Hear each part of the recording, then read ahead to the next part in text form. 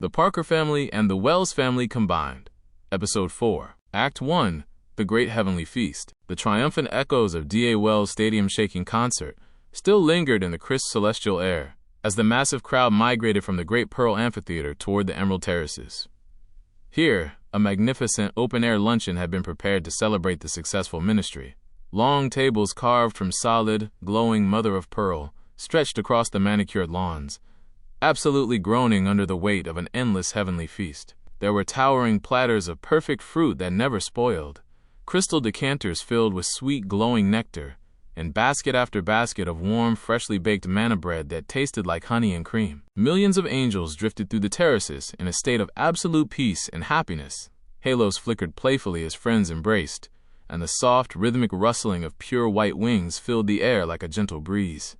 Near the center table sat Aunt Shirline, Noriko Parker, Thomas Harrington, and the still buzzing performer of the hour, D.A. Wells, alongside Eldon and Talia. "D.A., you were absolutely spectacular out there," Noriko said, leaning across the table while adjusting her wings. "Aunt Shirline and I could barely hear the music over the sound of the front row crying because you walked past them." D.A. chuckled, adjusting his glowing halo with a modest shrug. "I'm just glad the message hit home, Noriko. The energy in that stadium was something else." Thomas took a bite of a golden heavenly pear, a look of pure contentment on his face. For the first time in his entire existence, he was completely relaxed. "I never knew a place could be this joyful. No stress, no arguments, just pure crash." The sudden, chaotic sound of shattering crystal and rattling plates echoed across the peaceful courtyard. The entire luncheon went completely silent as hundreds of angels turned their heads in unison toward the main entrance. Wobbling precariously in the gateway was a legendary, eccentric character from the franchise's past, Mr. Moose, also known to the heavenly host as George Garfield. He was an angel, technically speaking, but his wings were currently completely asymmetrical, one pointing straight up at the sky while the other drooped lazily toward the grass like a broken umbrella. His golden halo was sitting heavily skewed over his left ear, spinning at an erratic, wobbly speed that looked like a spinning top losing its momentum. "Whoa hup, pardon me folks, the gravity in this specific sector is completely unregulated," Mr. Moose announced, his voice carrying a strange, rhythmic slur as he took a step forward, completely missed the solid stone pathway, and sent his legs flying into the air. He tipped backward, doing a slow-motion comedic backflip directly into a towering decorative pyramid of celestial watermelons. The fruit scattered in every single direction, bouncing across the manicured lawn as Mr. Moose sat blinking in the middle of the mess, a single watermelon slice perfectly balancing on top of his head. The entire courtyard erupted into a massive wave of laughter. "Oh goodness," Aunt Shirline whispered, burying her face in her hands though a massive smile broke through her fingers. "George is back. Act 2. The no-respect comedy hour." Mr. Moose untangled himself from the fruit, shaking his head and causing the watermelon slice to slide down his face before he caught it and took a massive bite. He stood up, stumbling slightly to the left, then overcorrecting by leaning completely to the right, moving with the hilarious, unpredictable physics of a cartoon character. He wobbled over toward the main table where the Wells and Parker families were sitting, his eyes wide and full of mischief. "I tell you folks, I get no respect in this kingdom." "Absolutely no respect," Mr. Moose shouted, pulling at the collar of his glowing white robe exactly like a classic earthly stand-up comedian. "Just yesterday, I went to the pearly gates to get my wings aligned. The mechanic looks at my feathers, looks at my face, and says, 'Sir, we don't fix poultry here. No respect at all.'" Talia burst out laughing, clapping her hands as Mr. Moose tried to take a step forward, tripped over his own long robe, and did a dramatic faceplant directly onto a plush velvet cushion. He didn't even seem to notice, pushing himself up with a dizzy grin, his slurred words moving at a hilarious, wandering pace. "I'm an old soul, you know. I look in the mirror in my mansion, and it's tough," Mr. Moose continued, leaning heavily against a marble pillar that he seemed to be relying on for total physical support. "My doctor in the lower realm once told me, 'George, your shape is terrible.' I told him, 'Hey doc, I want a second opinion.' He looks at me and says, 'Okay, you're ugly too.' Can you believe that? The nerve." Noriko was laughing so hard she had to lean against D.A. for support. "Mr. Moose, where have you even been?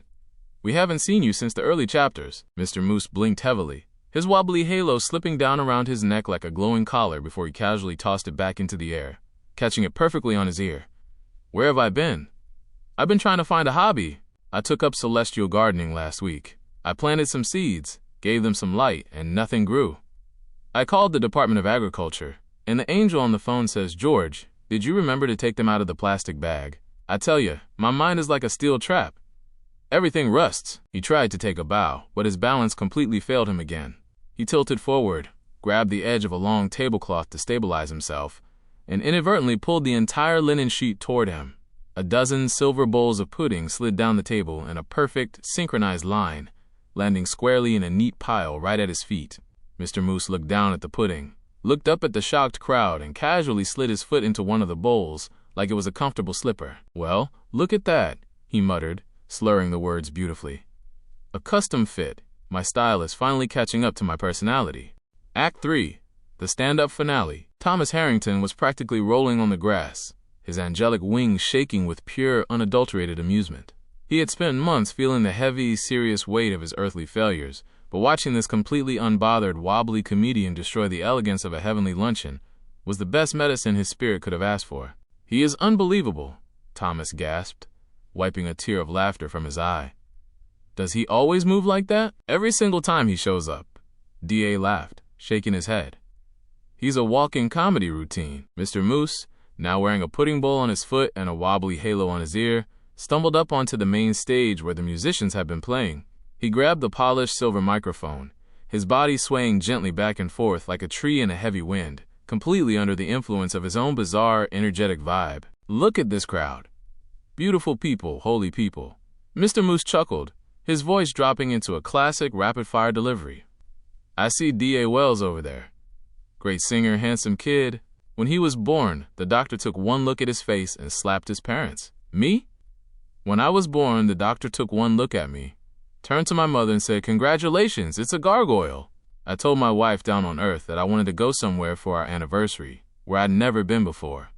She told me to try the kitchen. No respect." The entire terrace roared with laughter, thousands of angels banging their silver cups against the tables in absolute delight. Mr. Moose's physical comedy was flawless. He would drop the microphone, bend down to pick it up, lose his balance, roll backward over a decorative bench, and somehow land right back on his feet, continuing the joke without missing a single beat. "My wife, oh, she was something else," Mr. Moose said, slurring a bit more heavily as he gestured wildly with his hands. "She used to provide me with an unexplainable amount of exercise. Every single day she'd make me run out of patience. I told her our house was haunted. She told me, 'George, don't worry, there are no ghosts.' I asked her how she knew. She said, 'Because I've lived here for 300 years. I tell you, I don't get no respect." With one final, dramatic gesture, Mr. Moose tried to spin around to give a theatrical exit bow. His feet tangled together, the pudding bowl slid off his shoe, and he launched forward like a human cannonball, landing directly into a giant multi-tiered celebration cake that had been set up near the edge of the pavilion.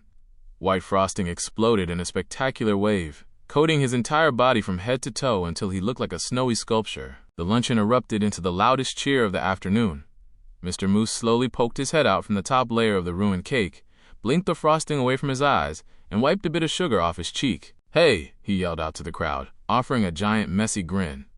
"Who ordered the dessert?" The comedy was absolute. The joy was infectious, and as the angels continued to laugh and mingle in the perfect warmth of the terraces, Mr. Moose proved that even in eternity, a little bit of pure chaotic fun was exactly what the family needed.